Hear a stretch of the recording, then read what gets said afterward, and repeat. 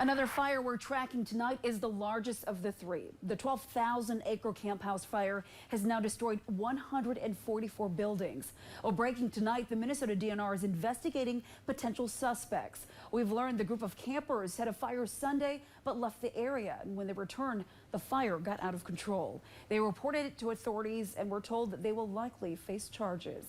Meantime, the firefight continues tonight. The large fire burning north of Brimson, moving to the north and east, shifting from St. Louis County into Lake County.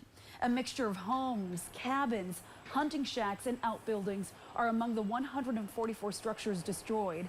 Evacuation orders remain in place tonight with 0% containment.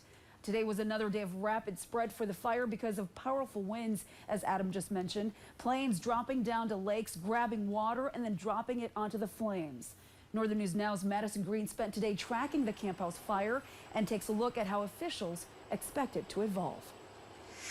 I'm outside the Two Harbors Firehouse, which is the incident command post for the Camp House wildfire in Brimson, which is about 20 miles away. Now, if you take a look over here, this is the map of the wildfire boundaries from 1:30 this morning, but it has likely grown because around 1 p.m., authorities shut down this road, Highway 16, anticipating that the fire would jump in. And they are continually concerned about the spread, but this time they are worried about it spreading northwest, closer to the Jenkins Creek wildfire, which is in this area.